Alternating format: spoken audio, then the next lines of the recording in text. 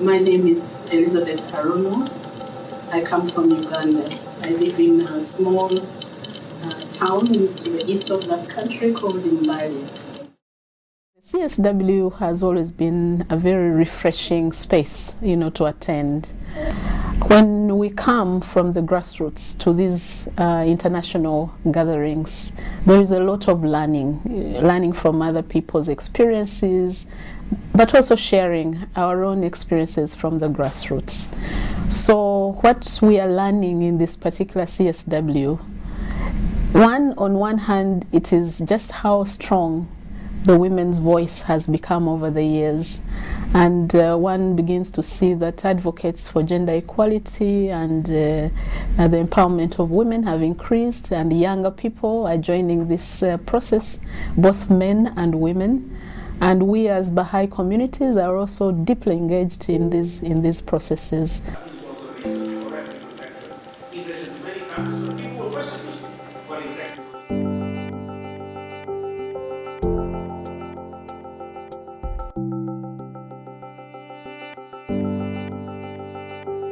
We're trying to really bring this concept of equality within all the spaces that we exist in right now.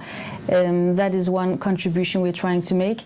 The other thing is also to talk about equality, because sometimes I think we need to actually go a little bit deeper into what equality between men and women actually means, because I think it has very profound implications in our lives, and sometimes it can be just a slogan saying that men and women are equal, but what do we actually mean by this?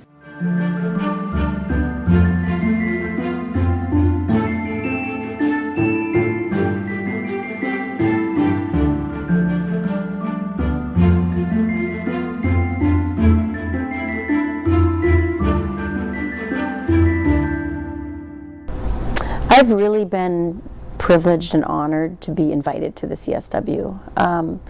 The discourse going on all around me, I felt this year, has both a darkness and a lightness. The darkness for me is really realizing the plight of girls and women in the world in a much more profound way than I understood it before. And I thought I had some grasp of that. I realize I have only the tip of the iceberg.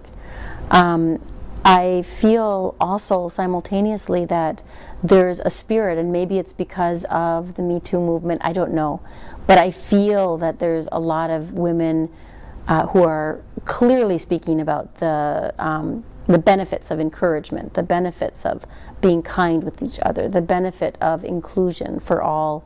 And I mean in the conversations that are happening. It's like they're speaking a spiritual language without actually saying that it's spiritual language. So I feel like it's a mixture of really understanding what is going on in the world and what is the plight. I actually think people are feeling that empowerment and bringing it into these consultations at the CSW this year. So driven by outrage and resolve to end discrimination amongst women in the media and in all industry, women are united to claim that time is up.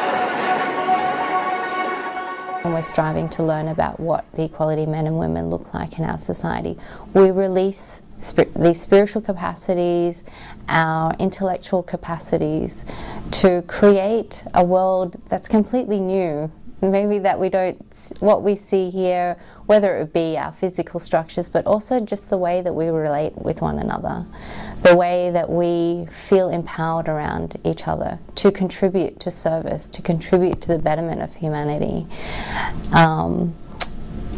You know, even see the way that we may see service, not as my own service or your service, or the service of a woman, or the service of a man, or the service that's rendered by this population or by that population, but that that the service belongs to all.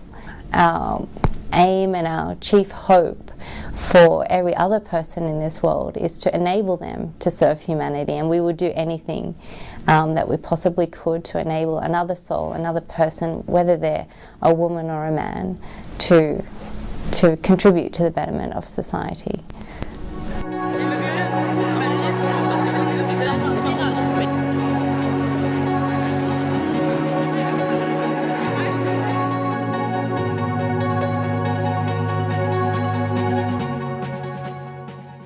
So I think one of the things that Baha'i communities around the world are doing, and that my home community is one of them, is really trying to think about how does a community as a whole advance, and within that process, how do men and women equally contribute to that advancement, to that process, sort of working shoulder to shoulder.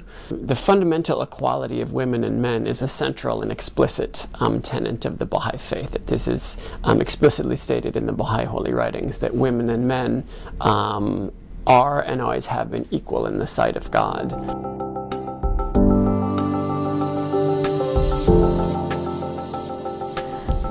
I feel like gender equality, as with many aspects in the world today, are very closely related to the dire need for humanity to recognize our essential oneness, and that being an important aspect of our being able to realize justice in this world. So a lot of the work that I do and the conversations I participate in and think about have to do with how we can advance women's meaningful and full participation in society, be it at the level of discourse or action within institutions and communities as individuals. And so with that full participation of women with men, society is in a better place to identify arrangements that would be just, to advance together in unity, and to really be able to realize humanity's full potential and to realize peace.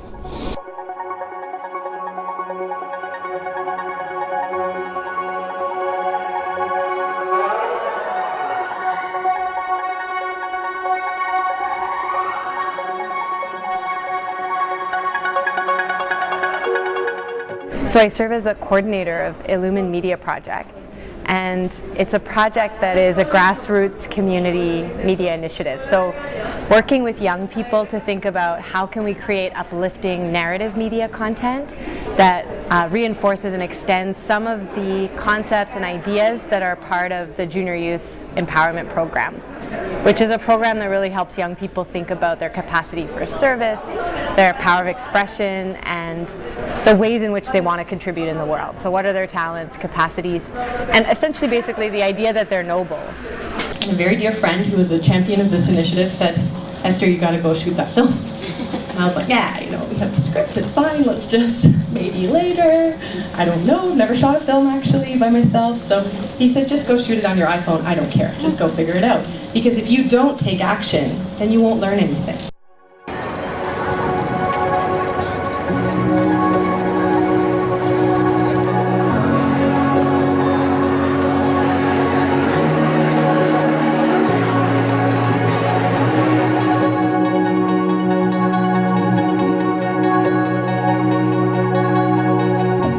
The role of media is essentially to convey truth. And if the equality of men and women is a fundamental truth, then media has a responsibility and a wonderful opportunity to express this. If someone commits an error and wrong towards you, you must instantly forgive him. What's this thing you just posted? It's a quote. Okay, but what does it mean? So when I think about the role of media in society and the challenges that I see in the world of media, I often see that there's a disconnect between should media entertain, should media inform, is it a teacher, what's the responsibility of the media? And I feel like media in its best case, those things aren't mutually exclusive. Like, it can be a number of those things at the same time. But definitely at its core, media, I think, has a responsibility to elevate the conversation, whether that's with a sitcom or a drama or a factual program. That when we think about working in media as Baha'is, we need to be thinking about how do we offer hope? How do we give a way forward? How do we offer a pathway towards something just a little bit better? And if we can think about it through that lens, I think we have to acknowledge that there's responsibility. I think discourse can happen anywhere, and that as we engage personally with people, then culture can change. It's slow, but culture can change.